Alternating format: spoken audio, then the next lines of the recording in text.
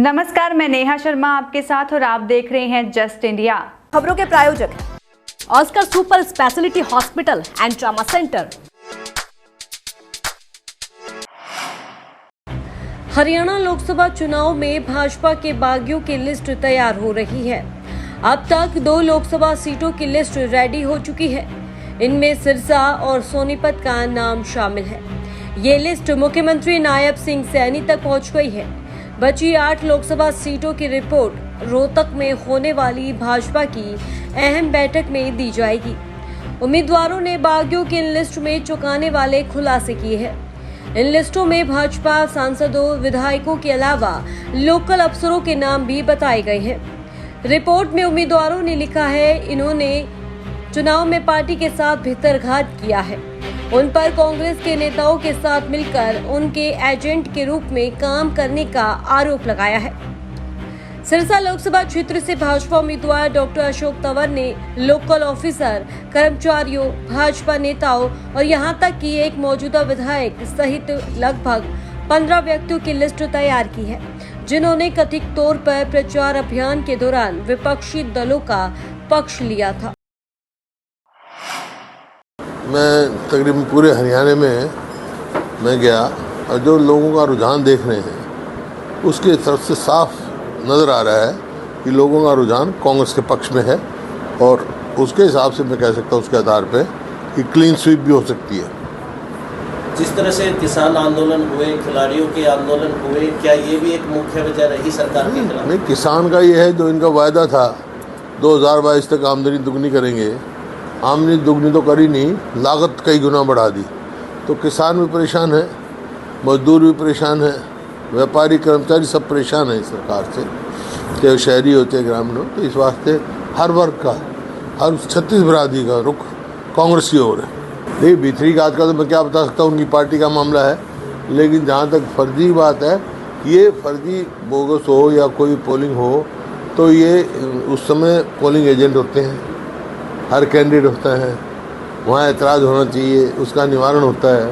ये मेरे ख्याल में हरियाणा में पहली बार हुआ है जहाँ कोई रिपोल नहीं हुआ पूरे इलेक्शन में, शांति प्रिय ढंग से हुए। ये हरियाणा के लोगों को मैं हार्दिक मुबारकबाद भी देता हूँ, बधाई भी देता हूँ कि कोई अप्रिय घटना नहीं घटी। नहीं, आमतौर पर चुनाव पे घट जाती है।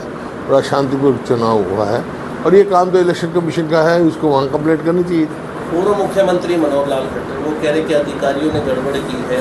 उसी को लेकर 4-5 अधिकारी ऐसे भी हैं जिन पर कार्रवाई हुई है और बड़े स्तर पर जो बदली जो अधिकारियों का ट्रांसफर है वो भी ऐसा है। ये भाषा जो है बौखलाई हुई भाषाएं हैं। मतलब ये साफ कहता है कि वो अपनी हार स्वीकार कर चुके हैं, क्यों ये तो खुद स्वयं लड़ रहे हैं चुनाव। वहाँ कितना पोलिंग एजेंटों का एतराज़ किया उन्होंने, कहाँ किया, किसके यहाँ किया, इलेक्शन कमीशन ने क्या फैसला किया। रिटर्निंग अफसर हैं, उनके कानून है, कायदा है। नारा तो बहुत आसान है लगाना। यहाँ भी हरियाणा में तो 75 पार लगाया था नारा, क्या हुआ, आधी आई। कह चुका हूँ 400 पार नारा, वो तो सबका प्रेरोगेटिव है, अपनी अपनी पार्टी के उसकी वो है, कुछ भी लगा सकते हैं। लेकिन असलियत ये है कि साउथ में तो साफ है, नॉर्थ में बीजेपी हाफ है, बीजेपी का गिर गया ग्राफ है। कोई भी सरकार या ना सरकार अल्पमत में है, इसका कोई नैतिकता के आधार पे कोई सरकार में रहने का कोई नहीं आधार है। मॉरल ग्राउंड्स पे इनको तुरंत इस्तीफा दे देना चाहिए या गवर्नर साहब को डिसॉल्व करके दोबारा चुनाव कराना चाहिए। आप मानते हैं कि समय से पहले चुनाव हो सकते हैं विधानसभा के? कराने चाहिए, जब माइनॉरिटी गवर्नमेंट चल रही है तो हमने तो मांग की है चुनाव कराओ। आप तैयार, कांग्रेस तैयार? हम तैयार हैं सर। 4 के बाद में तुरंत कांग्रेस विधानसभा के चुनाव में हम तो ऑलरेडी मांग कर चुके भाई। 4 की क्या बात है, जब ये माइनॉरिटी गवर्नमेंट है, इनकी माइनॉरिटी में है government, they are running government in minority, तो they should, governor should dissolve the house, dissolve कर देना। सिरसा की चौधरी देवीलाल यूनिवर्सिटी में बने स्ट्रांग रूम में सीसीटीवी की हार्ड डिस्क बदलने को लेकर विवाद की स्थिति बन गई। जानकारी के मुताबिक कांग्रेस पार्टी के नेता स्ट्रांग रूम में पहुंचे और बिना बताए हार्ड डिस्क बदलने के आरोप लगाने लगे, जिसके बाद जिला निर्वाचन अधिकारी की मौजूदगी में हार्ड डिस्क को सील किया गया। इसके बाद मौके पर कांग्रेस नेता वापस लौट गए। वहीं ये प्रक्रिया पूरी होने के बाद जिला निर्वाचन अधिकारी आर.के. सिंह ने स्ट्रांग रूम का निरीक्षण किया और कहा कि कुछ लोगों को भ्रम की स्थिति पैदा हुई थी। सीसीटीवी की हार्ड डिस्क फुल होने पर ही बदली गई है। कुछ लोगों को अनावश्यक तौर पे डाउट हुआ था, वो चेंज करते हुए हार्ड डिस्क उसको मैंने मौके पर चेक किया और सभी पत्रकार साथियों को प्लस जो भी पार्टीज के रिप्रेजेंटेटिव थे, चाहे वो बीजेपी के हों चाहे कांग्रेस के हों, उनको मौके पे चेक भी कराया और आप सभी ने उनकी वीडियो भी बनाई हो। और दिन रात हम लगातार इसको चेक कर रहे हैं। हमारी 3 लेयर्स के अंदर सुरक्षा है। पहले लेयर में आपको बताया कि हमारी पैरा मिलिट्री है, दूसरे में हमारी HAP कमांडोज है और तीसरे में हमारे हरियाणा पुलिस के हैं। तो किसी प्रकार की कोई भी बात नहीं है। अगर किसी साथी को अगर कोई डाउट भी होता है तो मुझसे डायरेक्ट बात कर लें, कोई इशू नहीं है। सर हार्ड डिस्क बदली गई थी या क्या होता? हार्ड डिस्क तो बदली जाएगी स्वाभाविक, क्योंकि 4 सिटी के ऊपर कोई है नहीं और लगातार पिछले 21-22 से लगातार चल रही है रिकॉर्डिंग, तो स्वाभाविक हार्ड डिस्क तो चेंज होगी। हरियाणा के रोहतक से खबर है, जहां जींद बाईपास पर आज सुबह बाइक सवार अज्ञात हमलावरों ने एक व्यक्ति की गोली मारकर हत्या कर दी। गोली व्यक्ति के सीने पर लगी है। मृतक की पहचान रोहतक के गांव मोखरा निवासी करीब 40 वर्षीय अनिल के रूप में हुई है। गोली चलने के कुछ देर बाद ही मौके पर लोग पहुंच गए। उन्होंने पुलिस को सूचना दी। पुलिस ने व्यक्ति को उठाकर रोहतक PGI में भेजा, जहां डॉक्टरों ने उसे मृत घोषित कर दिया। पुलिस ने अज्ञात के खिलाफ हत्या का मामला दर्ज कर जांच शुरू कर दी है।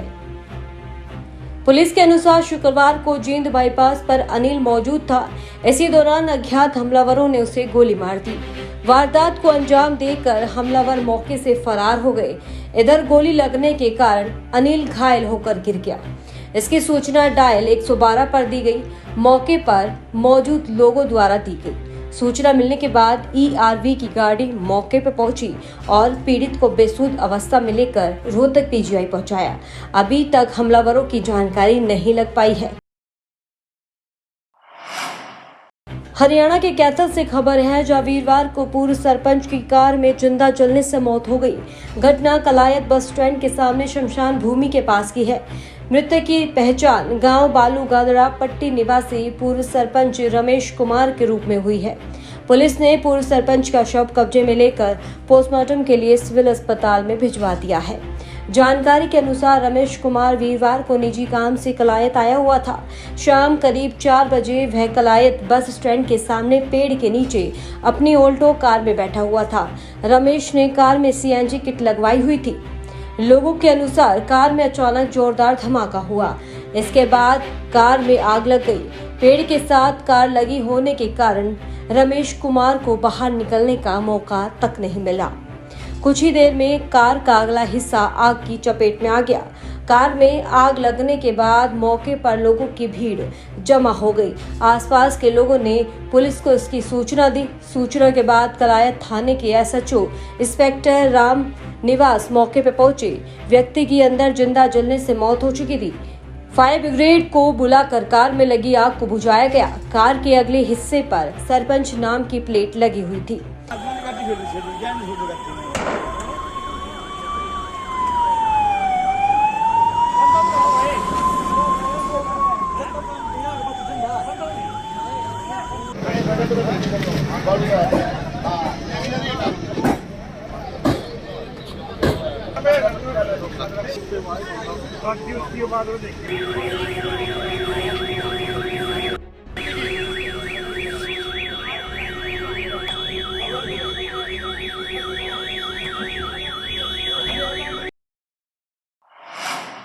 हरियाणा के जींद में महिला को शादी का झांसा देकर उसके साथ 4 साल तक दुष्कर्म करने का मामला सामने आया है। आरोप है कि महिला को बिना बताए उसकी अश्लील वीडियो बनाकर सोशल मीडिया पर वायरल कर दिए।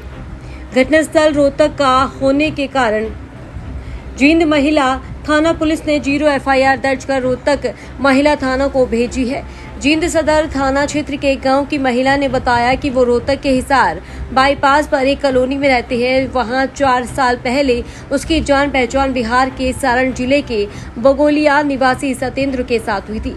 सत्येंद्र ने उससे शादी करने की बात कही, जिस पर वह उसकी बातों में आ गई। इसके बाद एक होटल में ले जाकर सत्येंद्र ने उसके साथ दुष्कर्म किया। सत्येंद्र उसे शादी का झांसा देकर 4 साल तक दुष्कर्म करता रहा। सत्येंद्र ने चोरी छिपे मोबाइल रखकर उसकी अश्लील वीडियो भी बना ली। बाद में उसे सोशल मीडिया पर वायरल कर दिया। उसने शादी के लिए दबाव बनाया तो उसे जान से मारने की धमकी दी है। महिला थाना पुलिस जींद ने रेप आईटी एक्ट जान से मारने की धमकी देने की 0 FIR दर्ज कर रोहतक महिला थाना को भेज दी है।